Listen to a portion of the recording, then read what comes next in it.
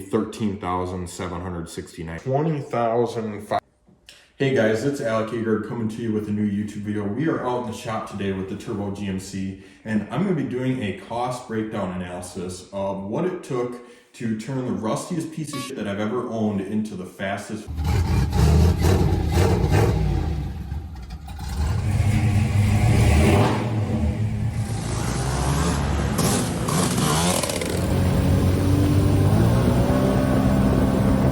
Alrighty, so I got my phone right here and I'm just gonna be glancing at it real quick to make sure that I got my numbers correct. But the first thing that we started off was the biggest fool of my entire life. I bought the original white pickup truck for $1,700. I told my fiance that it was gonna be a wood truck. It was going to be used in the neighborhood, and that quickly snowballed into what we have today. So that was $1,700, and eventually I was like, well, you know, if I'm going to put some parts on it and end up fixing it up, I'm going to, you know, want to add a little horsepower. So we ended up getting a 6-liter, an LQ4, and we ended up getting that rebuilt. So you can see we got it down in here. It's a little bit harder to see, but getting that rebuilt and putting some performance parts in it, that was $4,400. Next up was, we were like, well, if we're gonna make a bunch of power with the engine, we of course need to have a transmission to back it up. The 3600 stall that is in the truck was $1,000 from Circle D. And the transmission is a Hughes Performance 4L80E that is rated for 1,000 horsepower. That was $3,400. And my fiance that's holding the camera right now, her eyes are getting big. The next up was, we were like, well, if we're gonna make a bunch of power, we gotta have fuel, right? So fuel pump and injectors, fuel pump was $750 and the injectors were $500. Ended up going with a Huron Speed Dual 450 fuel pump, and the injectors are 1200 cc HPI injectors. Next up on here was one of my biggest wins for putting this project together, and it was a On3 Performance hot side with a Stage 2 Brian Tooley Racing Turbo Cam, and I included the driver side header that I ended up having to buy because I didn't want to use one of the cast stock manifolds.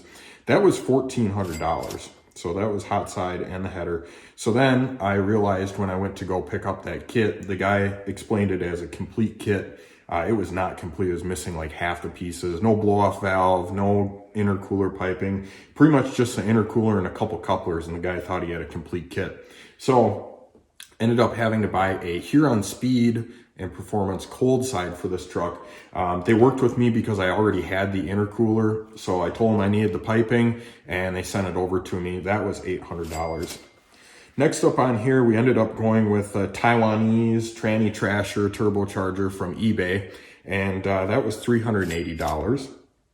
Next up on the list, we're going to start getting into the drivetrain of this truck a little bit. So I wanted to do something stronger than the factory 10 bolt. So I had my eyes out on Marketplace for a 14 bolt 6 lug that I could put in this truck. I ended up finding one about 2 hours away. It was a really good deal. It was $250. And I went and picked it up as fast as I could because around here, they're usually about $1,000. I ended up going also about 2 hours away to pick up the transfer case that is in this truck. I did not use the factory NP246 transfer case. I ended up using an NP149 because I wanted this truck to be all-wheel drive all the time, and I needed a NP149 from a Silverado SS. So that was $150. I feel like I got a pretty good deal on that one too.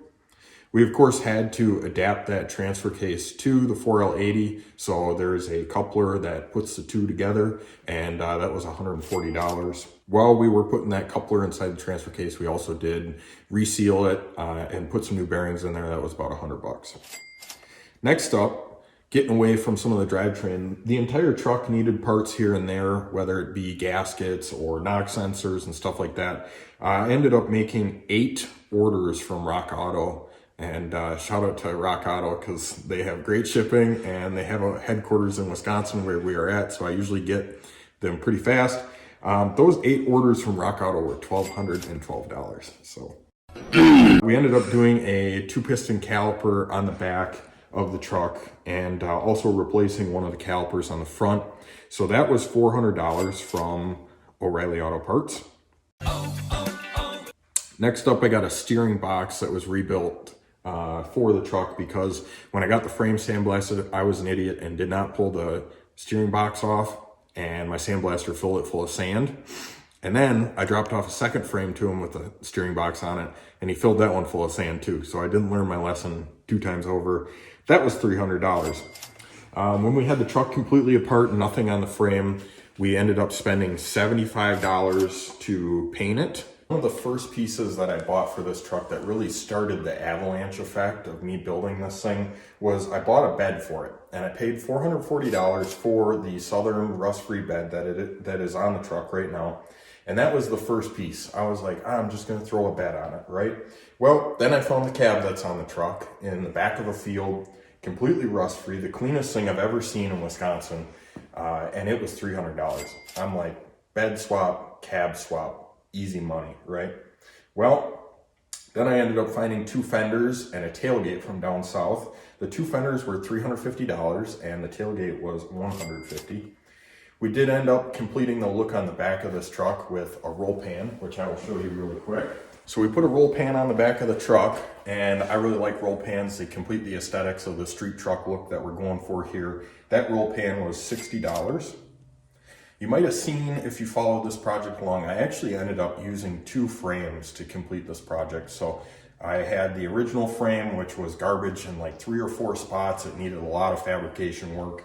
This frame actually was the frame that the cab was sitting on, and I knew that it existed. I was just having a really hard time getting a hold of the guy that had ownership of it. So when I bought the cab, it was sitting on the frame that actually the truck is sitting on right now. So the second frame, I had to pay $200 for it. I felt like that was a really good deal. It was a good frame, only had 1 bad spot. It had a brand new set of leaf springs on it, which if you know what leaf springs are worth, they're about $500. Had a front diff in it and had a rear diff in it, which I ended up selling those. I do need to add in the price here of the original 6 liters that I bought to complete this project. So I bought 2 of them. I bought one for $500 as a package deal, and I bought one for $600. The lights in the truck I ended up purchasing from eBay. They were $55. Another piece that we needed for the front of the truck up here was that we have a SFI map sensor in the back of the intake. That's a 3-bar map sensor that's necessary for the turbo kit. That was $27. I needed a new shifter cable bracket because I was an idiot and did not pull the shifter cable bracket off the 4L80s that I used to have. That was $24. Ended up putting a flexible dipstick on this because the factory dipstick would not work, would not fit, would not go on without pulling transmission out. That was $40. We did do a vacuum distribution block on this truck, which you can see that nicely back here, all clean with all of our vacuum lines. That was $17. We also did a transmission cooler on this truck. We did a 40K transmission cooler. The adapters for that were $13. The cross member that we had to put in the truck was $76. The torsion bar mounts were $25. We did put brand new U-bolts on the truck when we put the rear differential in. That was $40. I did put drop shackles on the truck. That was $23. The body mounts for the truck were $68. We ended up doing this tile blow-off valve. This is an eBay one, so it's likely a knockoff or a fake. That was $57. I also ended up buying a transmission cross member for the 4L80 versus making my own. The transmission cross member was $56. We did a steam port kit on this truck, which if you don't know what a steam port kit is, it connects all 4 corners of the 2-cylinder heads together so that they have the ability to blow out any high pressure steam, anything that's caught in the corners of the heads. That was $55. We bought some miscellaneous tools to complete this project, like AN line tools, some stuff to put in the vise so that we can make AN lines. I ended up putting $60 down for that. I wasn't sure if that was 100% accurate, but maybe you have those tools already. You don't even need to consider that. I bought some various AN line to complete this project, so we ended up using 8AN PTFE, 6AN PTFE, and a 6AN CPE. So that was $120. We did kill mat on the inside of the cab, on the floor, the back wall, the roof, behind the headliner. That was $130. We bought some various insulation like the turbo blanket that is on the truck. We also bought some various line insulation, stuff like that. That was $50. We're gonna do a pretty sweet catch can setup on this, but I already have the catch cans purchased. That is $30.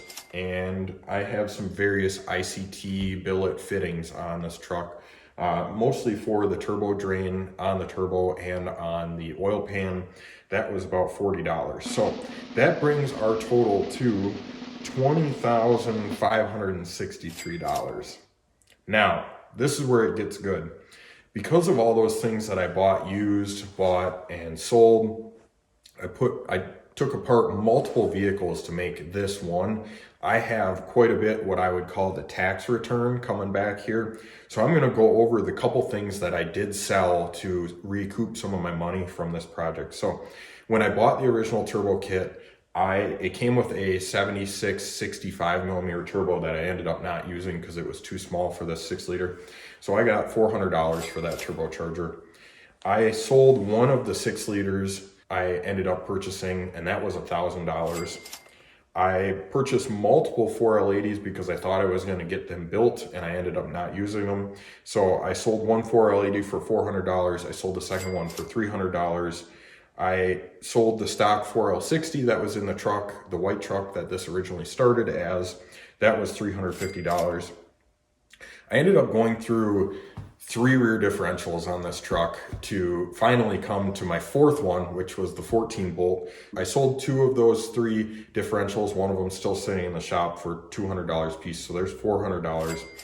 I sold the stock exhaust off of the truck, the Y-pipe with the cats, to a gentleman off Marketplace. I got $300 for that. I sold the electric fans that came with the previous truck, got $100 for those. I sold some injectors for $100. I sold the toolbox for $40. Sold the hitch for $120 and sold a transfer case for $150. That grand total is $3,660. So that 20,000 number minus 3,600 brings us to a total to build this truck from the ground up, complete restoration and adding a buttload of horsepower in this thing, $16,903. That's some girl math shit right there. So you might be curious, you're like, okay, well, you restored a truck, but I already have a truck. I want to do a turbo kit on it. How much does it cost? So I'm going to throw that number at you as well. I took out all the things that I ended up spending for restoring the truck and just added up the turbo kit here. So of course we have the engine for $4,400. We have the torque converter for $1,000. We have the transmission for $3,400. We got fuel and injectors. That is $1,250. We have the hot side on this truck, plus a header. That was $1,400. We have the cold side, like I mentioned, $800. We have the turbo right here, $380. It's a nice unit. We got a little bit of stuff from Rock Auto, various hoses and things like that, $114. We got one of the 6 liters in here, that was $500. We have the map sensor, as mentioned, in the back of the intake for $27. We got the vacuum block for $17. We got the cooler adapters for $13. We have the blow-off valve for $57. We got the transmission crossmember for $56. Steam port kit for $55. Tools, threw those in for $60. Still have the AN line for $120, insulation for $50, catch cam for $30, and the ICT fittings for $40. So if you already have a truck and you were looking at doing something similar to this, your rough total would be $13,769, which is pretty shocking considering the fact that I built this truck for about $16,900 after selling the things that I was able to sell. So if you think about that in the grand scheme of things, about $13,000 of the 16 was making this truck fast. Now, that means that it took me about $3,000 to restore what I had into what I have now, not including the horsepower, which is pretty insane if you think about what people usually spend to restore things, and the fact that I was able to find some really good deals on Marketplace. People don't value these vehicles very high, and when they take them apart and they have a cab sitting around in a field, they just want to get rid of it. And that's how you're able to pick these things up for $200 to $300. These trucks are not collector's items yet. And I say yet because GM is no longer making V8 regular cab short bed trucks from the factory. And so this truck will continue to appreciate as time goes on. So hopefully this either inspires you to never build something like this, or it inspires you to go out and do something cool, do a frame off restoration, do a turbo kit on your truck. And now you kind of know the rough cost of what it takes to build something like this. I do want to say that I built this on a pretty good budget. I was very cost conscious. I was trying to build it very well, but also as cheap as possible. So this engine build is not the most expensive engine build that you can do. You guys can find all the details to this truck and exactly why I purchased and what I purchased, how I installed it, all on my channel. There's over 60 videos of me building this truck.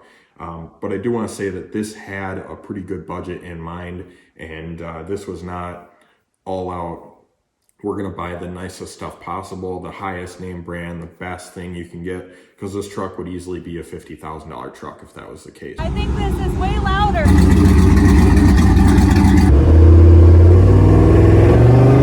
That sucker's fast. Until I see you next time, peace.